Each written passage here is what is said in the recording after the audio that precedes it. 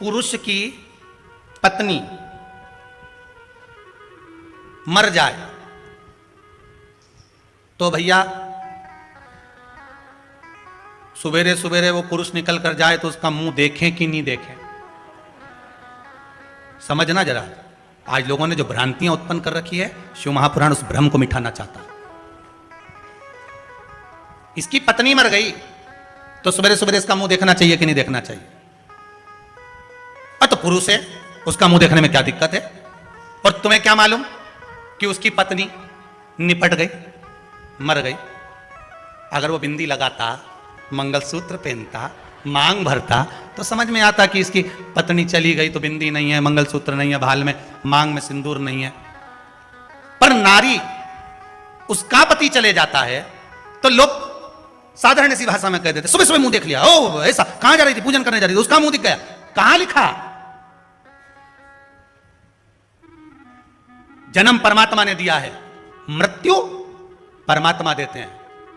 महाराज, किसका संबंध, किसका साथ, किसके साथ कितना है, ये वो लिख कर भेजता है। तुम किसी का मुख देखकर ये निर्णय नहीं ले सकते कि ये गलत है कि सही है।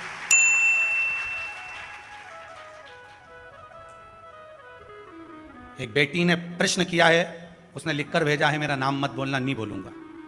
एक बेटी ने लिखकर भेजा है, मैं कथा में बैठी हूं, कोरोना महामारी में मेरा ससुर भी चले गया और मेरा पति भी चले गया, और हम दोनों घर में सास और बहू अपने छोटे से बच्चे को पाल रहे हैं। आज हमारे परिवार के लोग, हम निकल कर जाते हैं तो पूजन में कोई जाता है तो हमारा मुंह नहीं देखते। मेरा निवेदन केवल, उसका नाम नहीं लूंगा ना, उसको मैं खड़ा करूंगा। ऐसी एक बेटी नहीं, एक माता नहीं, ना जाने कितनी होंगी। अगर मुख देखने की लीला होती तो मेरे राम जी महाराज के पिताजी दशरथ जी शांत हुए थे तो मेरी 3 माताओं का भी तो मुख था। कौशल्या मैया, कैकेयी मैया, सुमित्रा मैया, वो भी तो रही। तो क्या अयोध्यापुर वासी मुख नहीं देखे या राघव जी मुख नहीं देखे? ये हमारी सोच है, हमारी बुद्धि, हमारी दृष्टता, हमारी दृष्टि। फिर मैं निवेदन करूंगा, पापी को पापी नजर आता है, कपटी को कपटी नजर आता है, बेईमान को बेईमान नजर आता है, धर्मात्मा को धर्मात्मा नजर आता है, पुण्यात्मा को पुण्यात्मा नजर आता है, सत्कर्मी को सत्कर्मी नजर आता है। जिसकी जैसी सोच रहती है सामने वाला व्यक्ति वैसा नजर आता है। अगर मान लो पति चले भी गया पर परमात्मा ने उसको जीवित रखा है। क्यों रखा है? कि जाने वाला तो चले गया, पर तू जितना दान करेगी, पुण्य करेगी, भजन करेगी, स्मरण करेगी, जैसे पति नौकरी करता है और नौकरी करने पर चले जाता है तो पत्नी को आधी तनख्वाह आती है, उसी तरह पति के जाने के बाद पत्नी जितना दान करती है, पुण्य करती है, सत्कर्म करती है, उसका आधा हिस्सा पति के खाते में जाता है। और पत्नी के जाने के बाद पति जो दान करता है, पुण्य करता है, सत्कर्म करता है, पति का करा हुआ उस पत्नी के खाते में जाता है। अब सत्कर्म करने के लिए छोड़ा है, दान करने के लिए, भजन करने के लिए। करो एकादशी का व्रत, करो प्रदोष का व्रत, करो शिवरात्रि का व्रत, हर महीने आती है, करो भगवान का भजन, उसका पुण्य आधा उसके खाते में जाए। आप 1 लोटा पानी शिव जी को चढ़ा रहे हो, आधा उसके खाते में जाए। मिलेगा।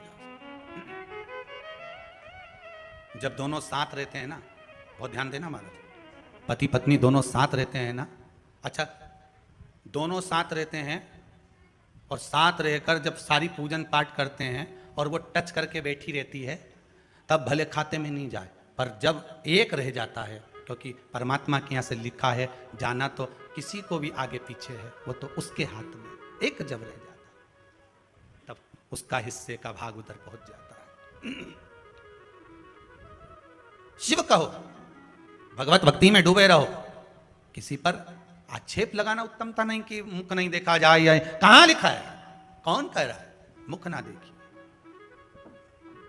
शिव भक्ति में जो लीन हो, यहां तो शिव महापुराण की कथा कहती है हर एक के भीतर शंकर समाया है, श्वास रूपी शिव सबके भीतर है। ऐसा कोई है ही नहीं जिसके भीतर नहीं। क्यों भ्रम उत्पन्न करें?